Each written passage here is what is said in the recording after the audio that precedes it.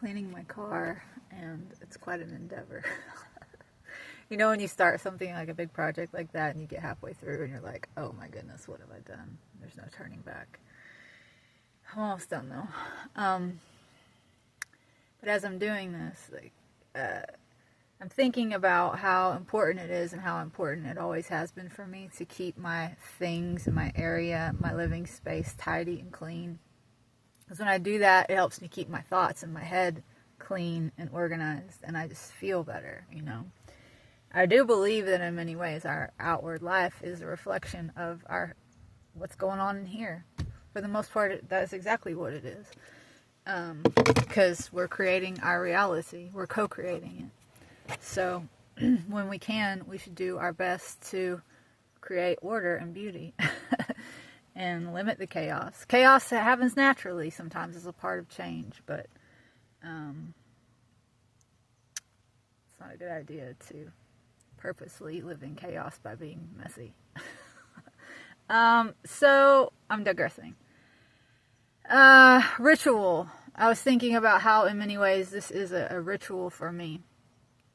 It feels ritualistic. But I've been talking a lot about in that it is a way of praising my God. I do believe that cleanliness is godliness, because godliness is order. God is information, order. Okay. Focus, shalom. Okay, so I've been talking a lot about religion lately and how it is that religions have a tendency to actually pull people away from God by pulling people's attention away from their inward relationship with the divine creator and pulling it outward and making people focus on rote prayer and ritual, and then in that way people come to worship the religion and the ritual. So when ritual becomes rote, it becomes problematic. I like to make my life a living ritual, in that I like to always be in prayer. I like to always be intentional. And that's what a ritual is. It's something that a lot of attention and focus is placed upon. And when it's done for God, it's a way of showing God how much you care, right? But in the occult, in witchcraft, this is a way of creating sort of like energetic portals through which you can contact otherworldly entities or energies and make covenants with, make deals with. This is all real. And so there are a lot of people who will demonize any sort of ritual and say, oh, that's witchcraft. It's always about your intention. It's always about why and how you're doing something, okay? And look at the Catholic Church. The lighting of the candles, the incense, the very elaborate, ornate costumes, that's what they are. This is all ritualistic, and people have come to worship that. And in that way, it becomes a sort of energetic trough or rut, or it's much like a scratch in a CD.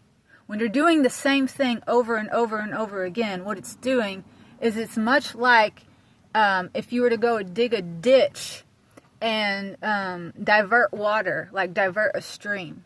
And let's say a natural stream or a natural river, that's God's love, that's God's light, and it's flowing, it's living, it's moving.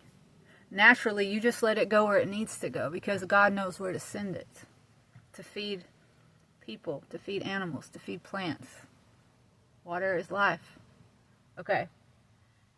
But doing a ritual for the sake of having your own will be done and creating a very elaborate sort of ritual that you do over and over and over again to create an energetic portal is like siphoning God's energy.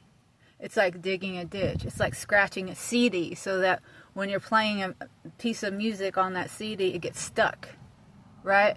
It plays the same thing over and over and over again. So a lot of religions do this to people. They steal their energy by having it focus on this one ritual and this one thing, and it creates an energetic trough, and their light and their love and the light of God's love is like poured into that, and then the church or the religion or the guru or whatever, whoever is having the people do this thing, they're siphoning energy, they're siphoning light, they're siphoning love. That's what it is.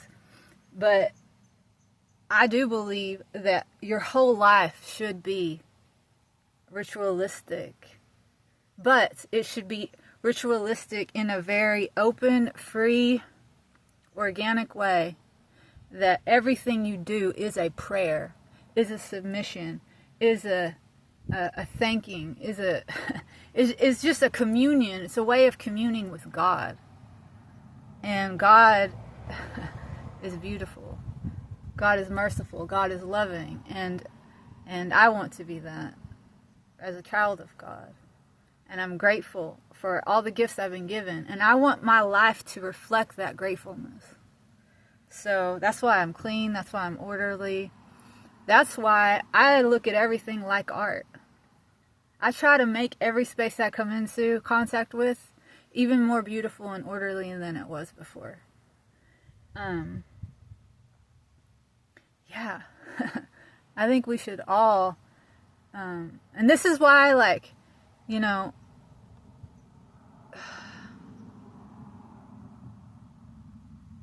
religions in general can be problematic just exactly because of that, because of the roteness, because of the, kind of puts people in a sort of like catatonic spell of sorts, just like you're putting your focus on that rather than God.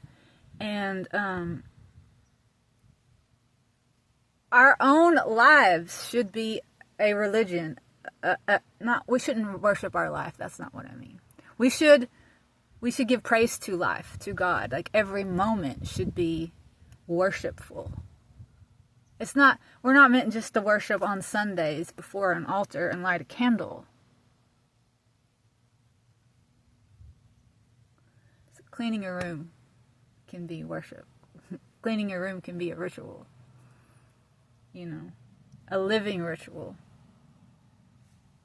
Just the point is, stay awake, stay alive, and walk with God.